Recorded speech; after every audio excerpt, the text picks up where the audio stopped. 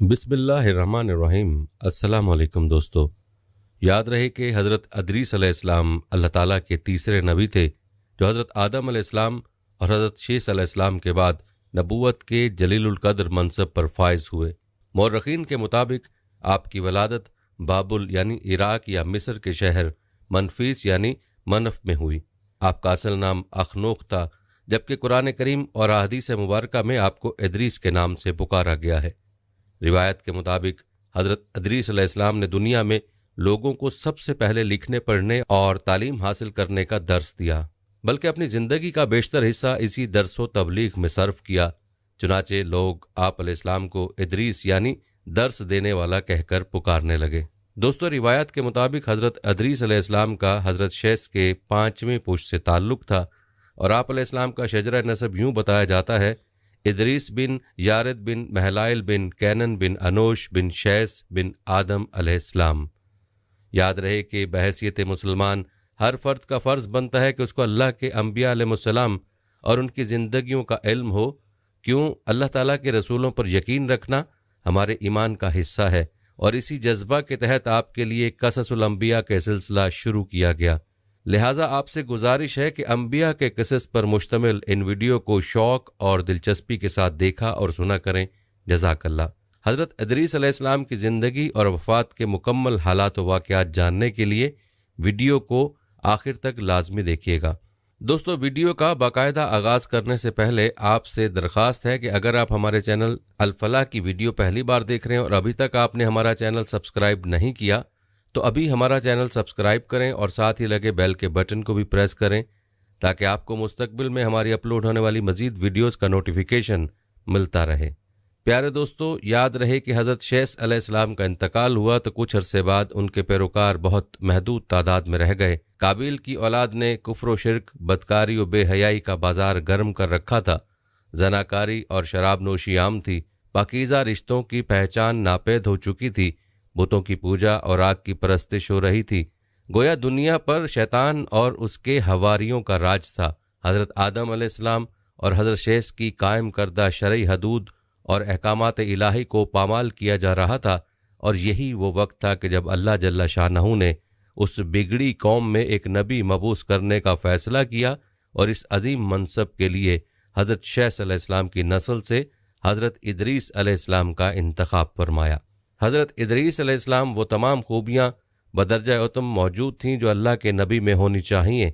आप अलैहिस्सलाम हज़रत आदम अलैहिस्सलाम के दीन के पैरोकार, निहायत इबादत गुजार, मुत्तकी, परहेजगार और इंतहाई सच्चे इंसान थे। नबूवत के मनसब पर फायज होते ही आप अलैहिस्सलाम ने अपनी कौम के भटके हुए लोगों में वाज़ व तबलीग का काम शुरू कर दिया, लेकिन राह हिदायत का यह दर्स और नेकी की बातें उन लोगों को बहुत नागवार गुजरती। चुनाचे वो आपके दुश्मन हो गए। आप और आपके पैरोकारों को तरह तरह से अजियतें देने लगे, यहाँ तक कि आप अलैहिस्सलाम ने उनकी एज़ा रिसानियों से तंग आकर बाबुल से हिजरत का इरादा कर लिया और अपने पैरोकारों को अपने उस फैसले से मुतला फरमाया। चूँकि बाबुल दरिया फ़रात और दरिया दजला के किनारे एक सरसब्ज़ व शादाब इलाका था, लिहाजा लोगों के लिए इस इलाके से हिजरत करना खासा मुश्किल फ़ैसला था और उन्होंने इस हवाले से तहफ़्फ़ुज़ात का इजहार भी किया। लेकिन फिर हज़रत इदरीस अलैहिस्सलाम के समझाने पर वो लोग आपके साथ हिजरत पर तैयार हो गए। हज़रत इदरीस और उनके पैरोकारों ने बाबुल से मिस्र का रुख किया और दरियाए नील के किनारे आबाद हो गए, जो बाबुल से भी ज़्यादा सरसब्ज़ व शादाब इलाका था। हज़रत इदरीस अलैहिस्सलाम ने यहाँ के लोगों में दर्स व तबलीग के काम को जारी रखा। आप उस वक्त लोगों में राज तमाम ज़ुबानों से वाकिफ़ थे और आवाम को उन्हीं की ज़बान में दर्स देते थे। दोस्तों, आपको बताते चलें कि हज़रत इदरीस अलैहिस्सलाम का कुरान मजीद में 2 मरतबा ज़िक्र आया है। सूरह मरियम में अल्लाह ताला फरमाते हैं, और इस किताब में इदरीस का जिक्र भी कीजिए, बेशक वो बड़े सच्चे नबी थे और हमने उनको बुलंद रुतबे तक पहुँचाया। नीज़ सूरह अंबिया में अल्लाह ताला ने फरमाया, और इस्माइल और इदरीस और जुल्कफल का तज़किरा कीजिए, ये सब अहकाम इलाहिया पर साबित कदम रहने वाले लोगों में से थे। प्यारे दोस्तों, कुरान करीम की मारूफ व मुस्तनद तफसीर मारुफुल कुरान के मुताबिक हज़रत इदरीस अलैहिस्सलाम हज़रत नूह अलैहिस्सलाम से 1000 साल पहले पैदा हुए। अल्लाह ताला ने आपको नबूवत के मर्तबे पर सरफराज फरमाया और आप पर 30 सहीफ़े नाजिल फरमाए। हज़रत अदरीस अलैहिस्सलाम वो पहले इंसान हैं जिन्हें इल्म नजूम और हिसाब बतौर मौजज़ा अता किए गए। नीज़ सबसे पहले उन्होंने ही कलम से लिखना और कपड़ा सीना ईजाद किया। उनसे पहले लोग अमूमन जानवरों की खाल लिबास के तौर पर इस्तेमाल किया करते थे। फिर ये कि सबसे पहले नाप तोल के तरीके भी आप अलैहिस्सलाम ही ने मुतारिफ करवाए और असलहा भी आप अलैहिस्सलाम की ईजाद है। आपने असलहा तैयार करके बनु काबिल से जहाद किया। अल्लामा इब्ने इसहाक का कहना है कि दुनिया का सबसे पहला शख्स जिसने कलम से लिखा हज़रत इदरीस हैं। माविया बिन हुक्म सलमा रज़ी अल्लाह ताला अन्हु से मरवी है कि उन्होंने हुज़ूर सल्लल्लाहु अलैहि वसल्लम से रमल के बारे में सवाल किया। ये एक ऐसा इल्म है जिसमें रेत पर मखसूस लकीरें खींचकर कुछ मालूम किया जाता है। तो रसूलुल्लाह सल्लल्लाहु अलैहि वसल्लम ने फरमाया, एक पैगंबर थे जिन्होंने ये लिखा, लिहाजा जिस शख्स का ख़त उनके मुवाफिक हो जाए तो अच्छा है। उलमाए तफसीर फरमाते हैं कि पहला शख्स जिसने तबलीग दीन के लिए वाज़ो खिताब का सिलसिला शुरू किया वो भी हज़रत इदरीस थे। दोस्तों, याद रहे कि हज़रत इदरीस अलैहिस्सलाम की ज़िंदगी में दो चीज़ें बहुत नुमायाँ हैं, एक वाज़ो तबलीग और दूसरी आले काबिल के साथ जहाद। चूँकि उन्हें वाज़ो तबलीग में मलका हासिल था, चुनाचे उनकी पहली कोशिश यही रही कि वाज़ो नसीहत से आले काबिल राह रास्त पर आ जाए और दुनिया बुराइयों से पाक होकर एक अल्लाह की इबादत करने लगे। लेकिन शैतान ने उन लोगों को पूरी तरह अपनी गिरफ्त में ले लिया था। जब आप अलैहिस्सलाम उनसे अल्लाह की वाहदानियत की बात करते, एक अल्लाह की इबादत की नसीहत करते, बुराइयों को छोड़ने की तलकीन करते, तो ये बातें उन लोगों को बड़ी नागवार गुजरती और आग बगोला होकर उन्हें अजियतें देते, तमस्सखुर उड़ाते, पत्थर मारते। दरअसल एक तवील अरसे तक शैतान के ज़ेर असर रहकर ये लोग शिर्क व कुफ्र और बुराइयों की दलदल में गर्दन तक धंस चुके थे। दुनिया वाज़े तौर पर दो ग्रोहों में तकसीम हो चुकी थी, एक शैतान के पैरोकार और दूसरे अल्लाह रब्बुल इज़्ज़त के कायनात के मानने वाले। हज़रत इदरीस अलैहिस्सलाम उस सूरत हाल पर बड़े दिलगिरफ्ता और परेशान रहा करते थे। आपने लाख कोशिश की कि किसी तरह तबलीग के ज़रिए उन लोगों को राह रास्त पर लाया जा सके, लेकिन जब कोई सूरत नज़र ना आई तो उन्होंने अल्लाह ताला के हुक्म से उन लोगों के खिलाफ जहाद का फैसला किया। उन्होंने अल्लाह और उसके पैगंबर पर ईमान रखने वाले नौजवानों की एक जमात के साथ आले काबिल के साथ जहाद किया, जिसमें अल्लाह ताला ने उन्हें कामयाबी अता फरमाई और बहुत से लोग दीन हक की जानिब रागिब हो गए। हिलाल बिन सय्यार कहते हैं कि हज़रत इब्ने अब्बास रज़ी अल्लाह ताला अन्हु ने हज़रत काब रज़ी अल्लाह ताला अन्हु से पूछा कि कुरान पाक की इस आयत वरफ़अनहु मकानन अलिया, जिसका तर्जुमा है और हमने उनको ऊंची जगह उठा लिया, का क्या मतलब है? तो हज़रत काब ने फरमाया, अल्लाह अज़्ज़ा वजल ने हज़रत इदरीस अलैहिस्सलाम की तरफ वही भेजी कि मैं तुम्हें हर रोज़ तमाम बनी आदम के आमाल के बराबर दर्जात देता हूँ। इससे मुराद उस ज़माने के तमाम बनी आदम हैं। तो हज़रत इदरीस ने चाहा कि फिर तो अमाल में और इजाफा होना चाहिए। लिहाजा जब उनके पास फरिश्ते आए तो उन्होंने वही का जिक्र करते हुए कहा, मैं चाहता हूँ कि मलकुल मौत से बात करूँ और पूछूँ कि कब तक मेरी ज़िंदगी बाकी है। फरिश्ते ने हज़रत इदरीस अलैहिस्सलाम को अपने पैरों पर उठाया और उन्हें लेकर आसमान की तरफ बुलंद हो गया। जब वो चौथे आसमान पर पहुंचे तो उनकी मलकुल मौत से मुलाकात हो गई जो नीचे उतर रहे थे। हज़रत इदरीस के दोस्त फरिश्ते ने मलकुल मौत से हज़रत इदरीस अलैहिस्सलाम के बारे में जिक्र किया तो इज़राइल ने पूछा, हज़रत इदरीस कहाँ हैं? फरिश्ते ने जवाब दिया कि वो मेरी पुश्त पर हैं। इस पर मलकुल मौत ने हैरत का इजहार करते हुए कहा कि वाह, ताज्जुब है, मुझे परवरदिगार की तरफ से कहकर भेजा गया है कि हज़रत इदरीस अलैहिस्सलाम की रूह चौथे आसमान पर कब्ज़ कर लो। तो मैंने सोचा कि वो तो ज़मीन पर हैं, उनकी रूह चौथे आसमान पर कैसे कब्ज़ करूं? अभी इसी सोचो बचार में था और ज़मीन पर उतर रहा था कि तुम उन्हें लेकर चौथे आसमान पर आ गए। फिर मलकुल मौत ने उनकी रूह कब्ज़ कर ली। इब्ने अबी हातिम ने भी इस आयत की तफसीर के ज़ैल में इस हदीस को जिक्र करते हुए ये इजाफा किया है कि हज़रत इदरीस ने फरिश्ते से कहा, मलकुल मौत से मेरे बारे में सवाल करो कि मेरी उम्र कितनी बाकी रह गई है। जबकि हज़रत इदरीस फरिश्ते के साथ ही थे। फरिश्ते के सवाल पर मलकुल मौत ने कहा, जब तक मैं उन्हें देख न लूँ उस वक्त तक कुछ नहीं बता सकता। फिर मलकुल मौत ने हज़रत इदरीस को देख लिया तो फरिश्ते से कहा कि आप मुझसे ऐसे शख्स के बारे में सवाल करें जिसकी ज़िंदगी पलक झपकने से ज़्यादा नहीं रही। फिर फरिश्ते ने पर के नीचे हज़रत इदरीस अलैहिस्सलाम को देखा तो उनकी वफ़ात हो चुकी थी। दोस्तों, जैसा कि पहले भी आपको बताया गया कि हज़रत इदरीस अलैहिस्सलाम की मौत को लेकर काफ़ी इख्तलाफात पाए जाते हैं। एक रिवायत तो यही है जिसका अभी जिक्र हुआ कि आप अलैहिस्सलाम को चौथे आसमान पर वफ़ात हुई। बाज़ का कहना है कि आप जन्नत में ज़िंदा मौजूद हैं और सूरज के फरिश्ते के साथ आपकी दोस्ती और तुलुए आफ्ताब के मकाम पर आपकी वफ़ात की रिवायात भी मिलती हैं। आइए आपको इस बारे में अहादीस नबविया की रोशनी में तफसील से बताते हैं। वीडियो को आपने स्किप नहीं करना। सबसे पहले तज़किरा करते हैं कि मेराज पर नबी अकरम सल्लल्लाहु अलैहि वसल्लम ने इदरीस अलैहिस्सलाम को किस आसमान पर देखा था। तो इस हवाले से इमाम बुखारी ने अपनी सही बुखारी में वाक़े मेराज के ज़िक्र में हज़रत अबू ज़र रज़ी अल्लाह ताला अन्हु से रिवायत किया है कि नबी अकरम सल्लल्लाहु अलैहि वसल्लम की किसी आसमान पर हज़रत इदरीस अलैहिस्सलाम से मुलाकात हुई, लेकिन ये मुलाकात कौन से आसमान पर हुई इसका जिक्र नहीं किया गया। अलबत्ता इमाम तिरमिज़ी अपनी जामे तिरमिज़ी में हज़रत अनस बिन मालिक रज़ी अल्लाह ताला अन्हु से रिवायत करते हैं कि नबी अकरम सल्लल्लाहु अलैहि वसल्लम ने हज़रत इदरीस अलैहिस्सलाम को शब मेराज चौथे आसमान पर देखा था। इसके अलावा कुतुब तफासिर में आप अलैहिस्सलाम के छठे आसमान पर मौजूद होने का जिक्र भी किया गया है। प्यारे दोस्तों, सूरह मरियम की आयत नंबर 57 के मुताबिक हज़रत इदरीस अलैहिस्सलाम को अल्लाह ताला ने बुलंद मकाम पर उठा लिया था। ये बुलंद मकाम क्या है, इसकी मुख्तलिफ तफासिर मौजूद हैं। बाज़ मुफस्सिरीन ने इससे मुराद जन्नत लिया है, बाज़ के नज़दीक उससे मुराद दुनिया में बुलंद मर्तबा हासिल होना है, और बाज़ के नज़दीक इससे मुराद हज़रत इदरीस अलैहिस्सलाम को चौथे आसमान की तरफ उठाया जाना है।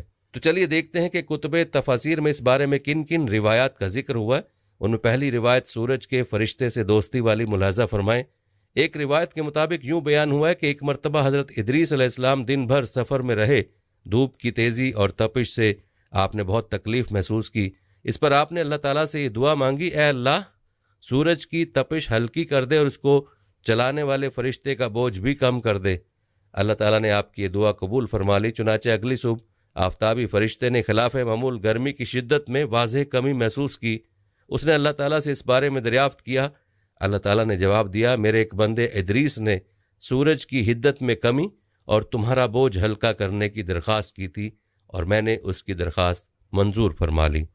ये सुनकर फरिश्ते के दिल में हज़रत इदरीस अलैहिस्सलाम से दोस्ती का शौक़ पैदा हुआ। चुनाचे उसने अल्लाह ताला से हज़रत इदरीस अलैहिस्सलाम से दोस्ती करने की इजाज़त मांगी।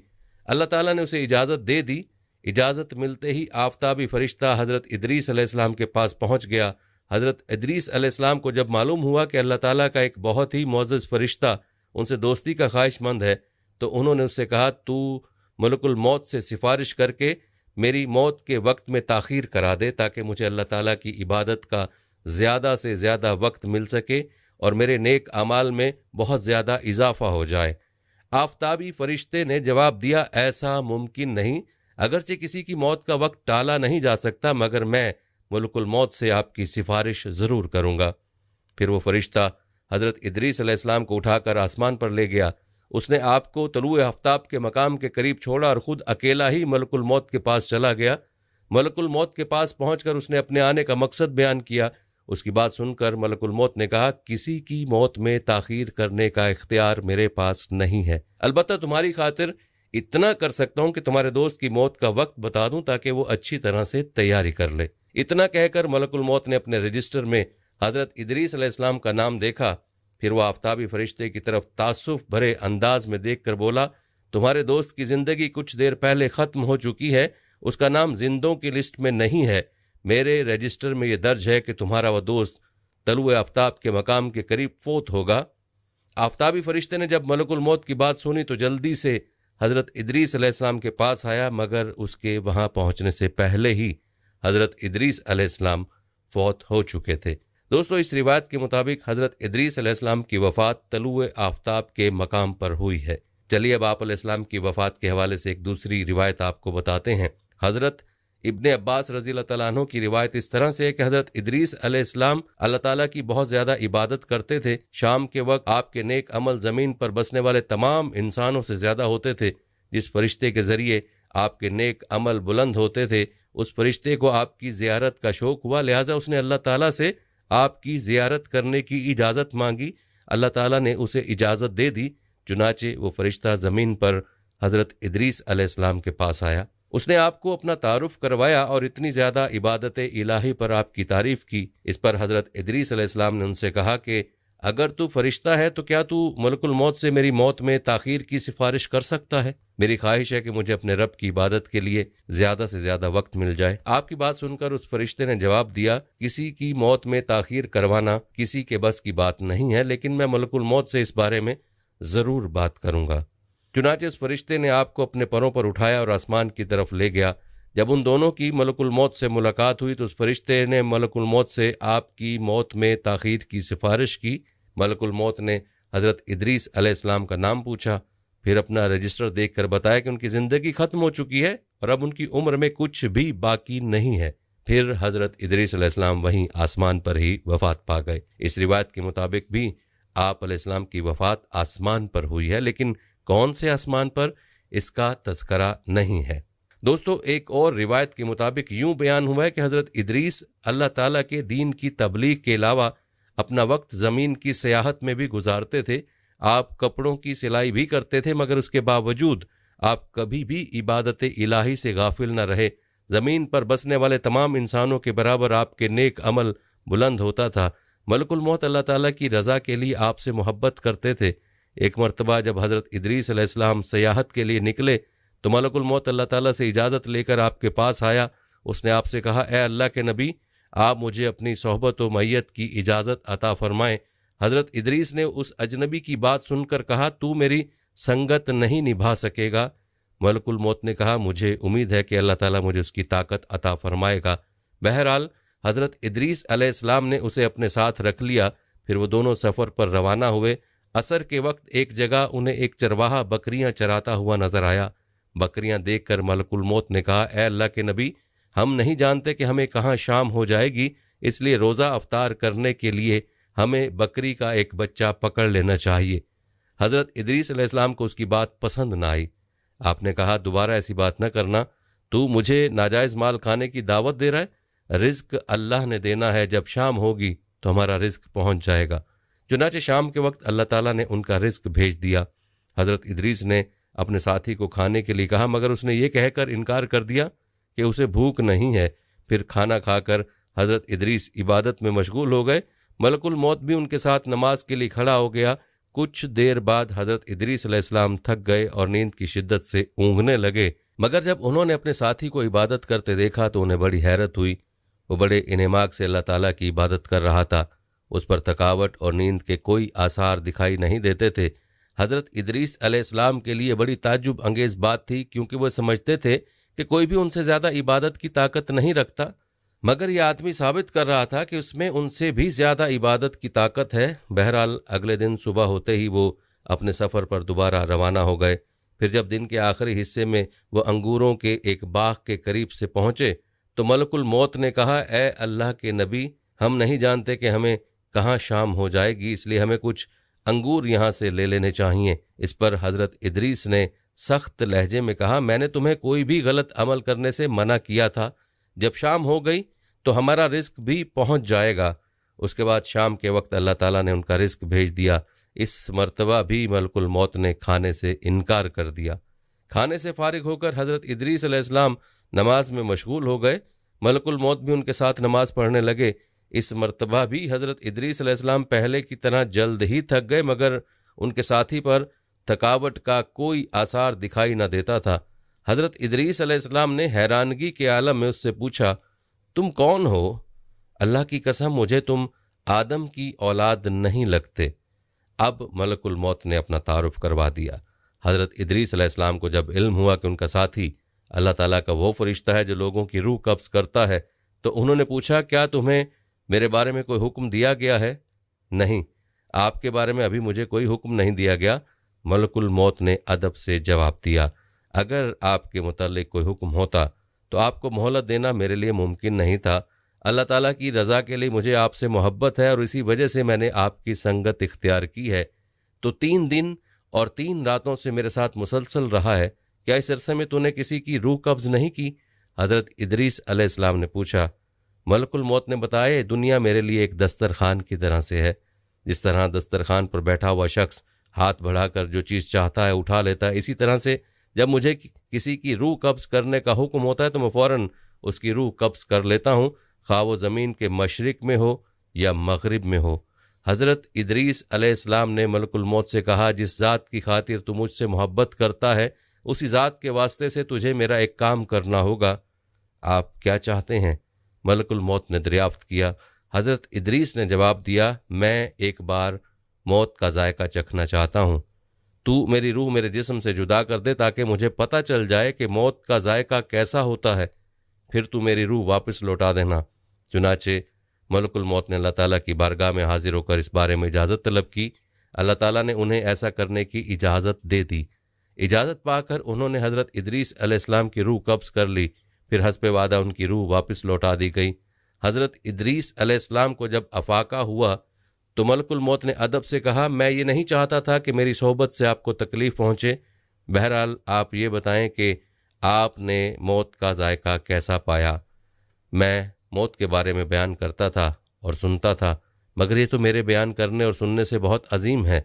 हज़रत इदरीस अलैहिस्सलाम ने जवाब दिया, अब मैं चाहता हूँ कि सरसरी नज़र से दोज़ख भी देख लूँ। आप आग वालों में से नहीं हैं, आप उसको देखकर क्या करेंगे? मलकुल मौत ने हैरान होकर पूछा, तुम सही कह रहे हो, मगर मैं ये चाहता हूँ कि उसको देखकर मेरा खौफ बढ़ जाए ताकि मैं अपने रब की इबादत की तरफ पहले से भी ज़्यादा मुतवज्जे हो जाऊँ। चुनाचे मलकुल मौत हज़रत इदरीस अलैहिस्सलाम को साथ लेकर जहन्नुम के एक दरवाज़े पर गए। जब किसी दारोगा को बुलाकर उन्होंने अपना तारुफ करवाया तो जहन्नुम के दारोगे मौत के डर से थर थर काँपने लगे। इस पर मलकुल मौत ने कहा, डरो नहीं, अगर मुझे तुम्हारे मुतल्लिक कोई हुक्म होता तो मैं तुम्हें मोहलत न देता। मेरे साथ अल्लाह ताला के नबी हज़रत इदरीस अलैहिस्सलाम हैं, वो एक नज़र जहन्नुम देखना चाहते हैं। बस उन्होंने सुई के नाके के बराबर जहन्नुम को खोला। उससे हज़रत इदरीस अलैहिस्सलाम को इतनी गर्मी और लू लगी कि आप बेहोश हो गए। ये देखकर मलकुल मौत ने फ़ौरन जहन्नुम को बंद करवा दिया। फिर होश में आने के बाद हज़रत इदरीस अलैहिस्सलाम ने मलकुल मौत से कहा, मैं दोज़ख के बारे में बयान करता था और सुनता था, मगर ये तो मेरे बयान करने और सुनने से बहुत अजीम है। अब मेरी सिर्फ एक हाजत बाकी है, मैं चाहता हूँ कि तुम मुझे एक नज़र जन्नत भी दिखा दो ताकि उसे हासिल करने के लिए मेरे इश्तियाक और शौक़ में पहले से ज़्यादा इजाफ़ा हो जाए। चुनाचे मलकुल मौत हज़रत इदरीस अलैहिस्सलाम को साथ लेकर जन्नत के एक दरवाज़े पर पहुँचे। जब वहाँ पर मौजूद निगरानों को मलकुल मौत के बारे में इल्म हुआ तो उन पर भी मौत के खौफ से कपकपी तारी हो गई, मगर जब मलकुल मौत ने अपने आने का मकसद बयान किया तो पुरसकून हो गए। फिर जैसे ही उन्होंने जन्नत का दरवाज़ा खोला तो उसकी फरहत बख्श ठंडक और खुशबू हज़रत इदरीस अलैहिस्सलाम के दिल में समा गई। अब आपने मलकुल मौत से जन्नत में दाखिल होने, उसके फल खाने और उसका पानी पीने की आरजू की। मलकुल मौत ने आपकी ये ख्वाहिश भी पूरी कर दी। चुनाचे आप जन्नत में दाखिल हुए, वहाँ के फल खाए और पानी पिया। फिर जब मलकुल मौत ने आपसे बाहर तशरीफ़ लाने के लिए कहा तो आपने इनकार कर दिया। आप अलैहिस्सलाम जन्नत के एक दरख्त से चिमट गए और फरमाने लगे, मैं तो अब जन्नत से बाहर नहीं जाऊँगा। अगर तुम इस सिलसिले में मुझसे झगड़ा करना चाहते हो तो मैं झगड़ा भी करूँगा। अल्लाह ताला के हुक्म के मुताबिक मलकुल मौत ने आप अलैहिस्सलाम से पूछा, आपके पास झगड़े की क्या दलील है? हज़रत इदरीस अलैहिस्सलाम ने जवाब देते हुए कहा, अल्लाह ताला के इरशाद के मुताबिक हर नफ्स मौत का जायका चखने वाला है और मैंने ये जायका एक मर्तबा चख लिया है। अल्लाह ताला के एक और इरशाद के मुताबिक हर शख्स जहन्नुम पर वारिद होगा। मैं एक मर्तबा जहन्नुम पर वारिद हो चुका हूँ, क्या अब मैं बार बार जहन्नुम पर वारिद होऊंगा? अल्लाह ताला ये भी फरमाता है कि जन्नती जन्नत से नहीं निकाले जाएंगे। क्या मैं इस जन्नत को छोड़ दूँ जो अल्लाह ताला ने मुझे अता कर दी है? इस पर अल्लाह ताला ने मलकुल मौत से बजरिया वही फरमाया, तेरा ये आका मेरा बंदा इदरीस है। मेरी इज़्ज़त और जलाल की कसम, मैं पहले से ही जानता था कि मौत उनको सिर्फ एक ही मर्तबा आएगी जो ये मर चुके हैं। जहन्नुम पर सिर्फ एक मर्तबा ही वारिद होंगे जो ये वारिद हो चुके हैं, और जिस घड़ी उन्होंने जन्नत में दाखिल होना था उसका भी मुझे इल्म था। अब ये यहाँ से निकलने वाले नहीं हैं, उन्हें जन्नत में ही रहने दो। प्यारे दोस्तों, ये थी रिवायात हज़रत इदरीस अलैहिस्सलाम के हवाले से जो हमने आपके गोश गुजार की हैं। अब आप अलैहिस्सलाम कहाँ और किस हाल में मौजूद हैं, जन्नत में या किसी आसमान पर, ये अल्लाह ही के इल्म में है। अलबत्ता आपको ये बताते चलें कि आप अलैहिस्सलाम ने 365 साल की उम्र पाई। हमारी आज की वीडियो को ज़्यादा से ज़्यादा शेयर करें ताकि हर मुसलमान तक ये ईमान अफरोज़ वाक़यात पहुँच पाएँ। दोस्तों हमारे यहाँ हर हफ्ते इज्तिमाई दुआ का इनेकाद होता है। इस दुआ में शामिल होने के लिए नीचे कमेंट बॉक्स में अपना नाम लिख दीजिएगा। प्यारे दोस्तों, हम ये उम्मीद करते हैं कि आपको हमारी आज की वीडियो ज़रूर पसंद आई होगी। अगर आपको हमारी आज की ये वीडियो पसंद आई है तो सबसे पहले तो उसको लाइक करें और अपनी राय का इजहार कमेंट सेक्शन में लाजमी करें। आखिर में आपसे एक बार फिर दरख्वास्त है कि आप हमारे चैनल अल फलाह को ज़रूर सब्सक्राइब कर लें और साथ ही लगे घंटी के बटन को भी क्लिक करें ताकि आपके पास हमारे आने वाली मज़ीद वीडियोस का नोटिफिकेशन बर वक्त मिलता रहे। अल्लाह ताला आपको अपनी हिफ्ज़-ओ-अमान में रखे। आमीन।